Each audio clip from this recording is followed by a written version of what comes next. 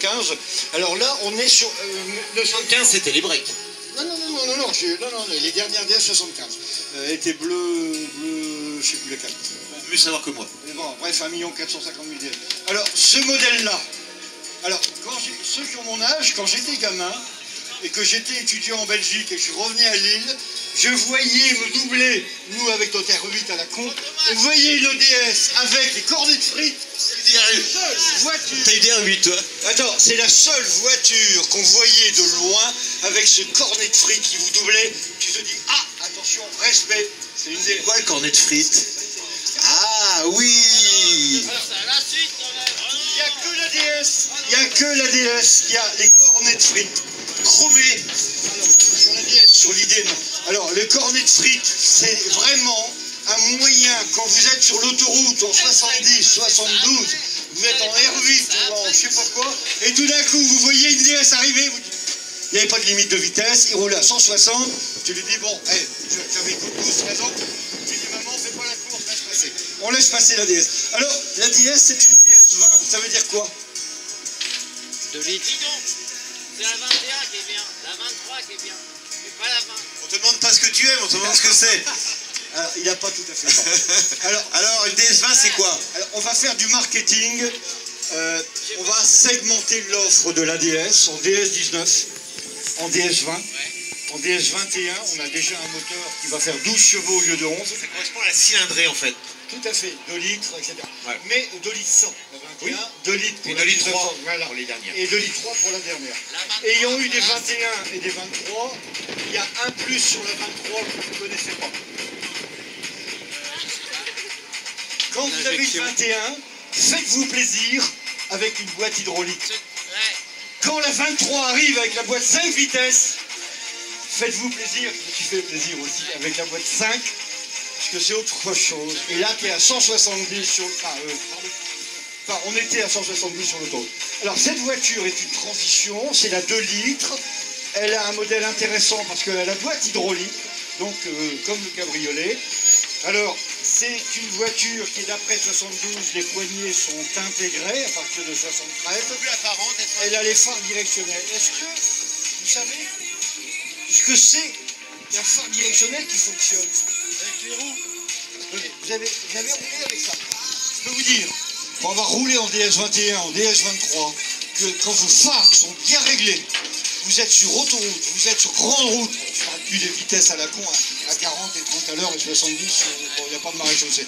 Mais vous preniez un virage à 90, 100, 110, vous balayez le bocage, et c'est extraordinaire cette sensation que vous avez dans une DS phare directionnelle.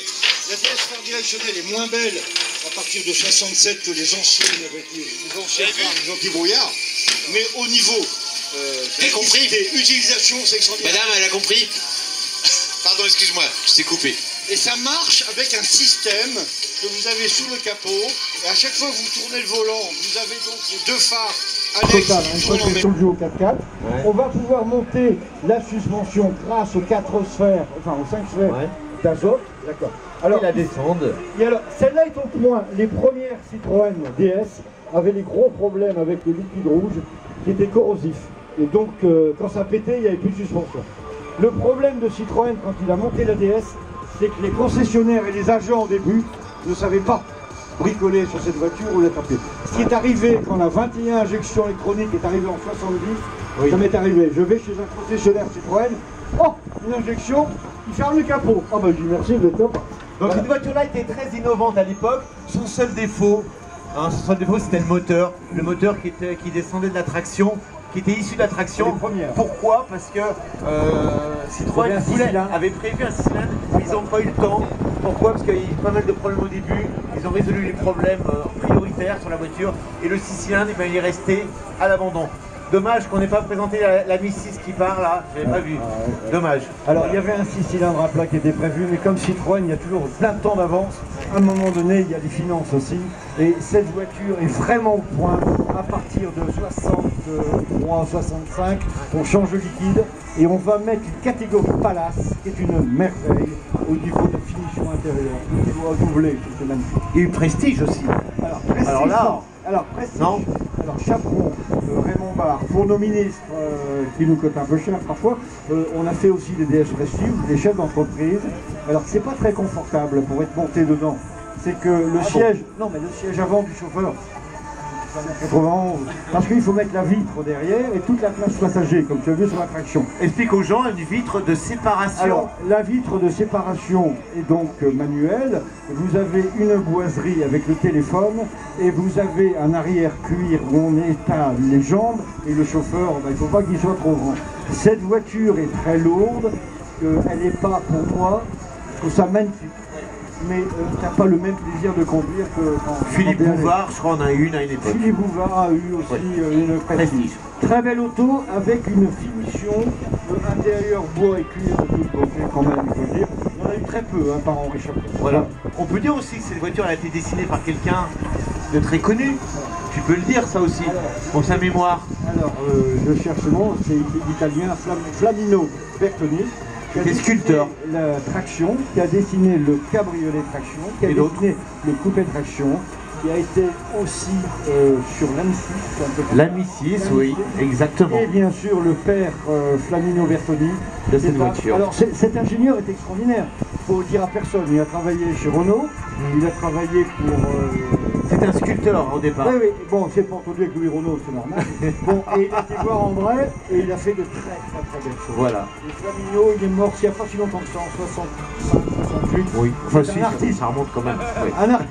Il n'y a pas si longtemps que ça, si quand même. C'était un artiste. On lui doit le dessin de cette déesse. Voilà. Quand tu tournes...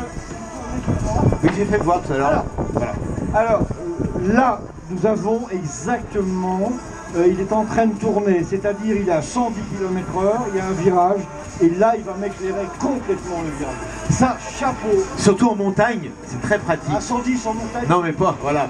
Ça éclaire le virage et non pas ce que tu as en face de toi. Voilà, au niveau sécurité. Et encore Citroën.